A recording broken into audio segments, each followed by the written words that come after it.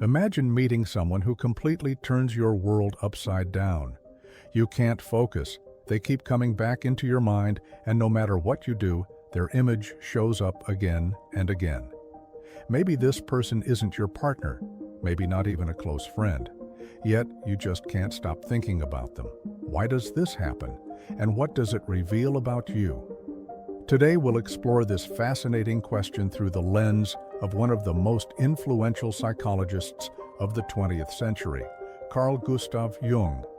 But before we begin, don't forget to like this video, subscribe to the channel, and most importantly, share your thoughts in the comments. Your experiences and insights might help others who are going through something similar. Carl Gustav Jung was a Swiss psychiatrist and the founder of what's known as analytical psychology. He believed there is much more within us than what we consciously admit. While Freud focused mainly on repressed desires and sexuality, Jung emphasized deeper layers of the psyche, things like the collective unconscious, archetypes, and symbols that shape our lives. So, when we ask why we can't stop thinking about someone, Jung would say, look into the depths of your unconscious. The pull you feel toward that person isn't just random. It's a reflection of something within yourself. One of Jung's key ideas is projection. This means that we often project parts of our own psyche onto other people, especially the parts we're unaware of or tend to reject. If someone keeps haunting your thoughts, it may be because they mirror something inside you that's waiting to be recognized. Maybe it's a trait you actually have but haven't accepted, or maybe it's a quality you long for but haven't yet developed within yourself. This brings us to Jung's concept of the shadow, the part of our personality we don't want to consciously acknowledge. Jung believed that when we meet someone who fascinates us, it's sometimes because they carry a piece of our shadow, and that's why we can't stop thinking about them. Another important idea is anima and animus. Jung said that every man carries a feminine aspect within, the anima, and every woman carries a masculine aspect, the animus. These inner archetypes influence who we're drawn to. So if someone feels completely irresistible to you, it may not be just about who they are. They might be awakening your inner anima or animus, your unconscious image of an ideal partner, something that pulls you with a power stronger than reason. That's why sometimes we're drawn to people who don't even fit into our lives. And yet, they fascinate us because they connect to something much deeper, an archetypal image inside us. Jung also spoke about synchronicity, meaningful coincidences. You've probably experienced this.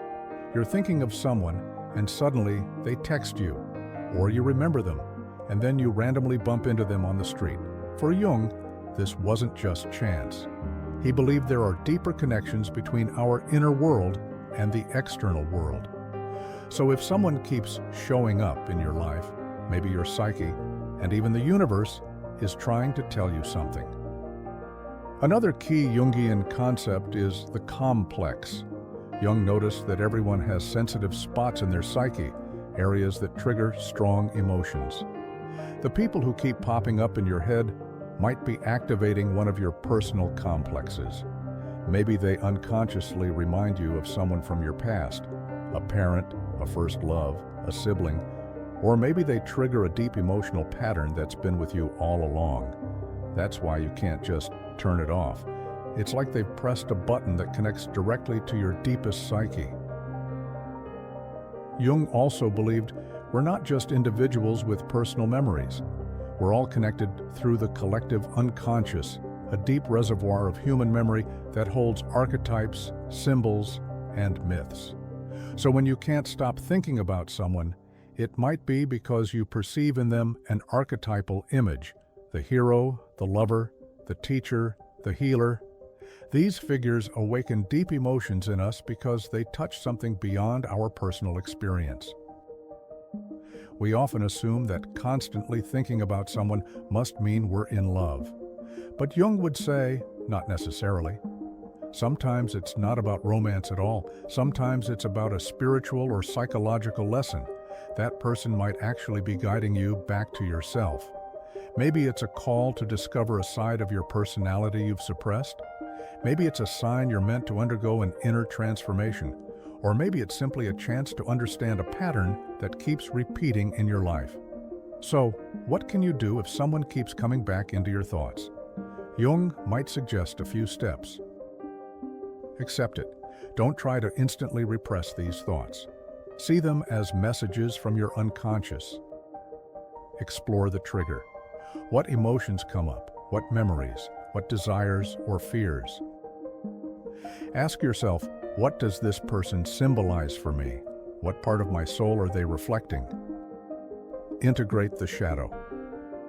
If you admire a quality in them, try to recognize and develop it within yourself. Don't romanticize it. Sometimes it's not about finding a soulmate, but about finding a soul mirror. For example, imagine a woman who can't stop thinking about a coworker. It's not love, there's no relationship, but he reminds her of the confidence and courage she has suppressed in herself. His qualities show her what she needs to awaken in her own life, or a man who keeps thinking about an old classmate. It's not really about her, it's about the youthful sense of freedom and creativity she brings to mind. In truth, she's reminding him of a part of himself he has neglected. So, why can't you stop thinking about someone? According to Carl Jung, it's not a coincidence.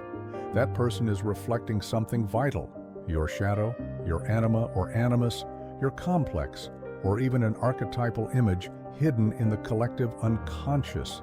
Instead of fighting it, try to listen. You may discover that these thoughts hold the key to deeper self-knowledge. Thank you for staying with me until the end. I truly appreciate your support. See you soon in the next video.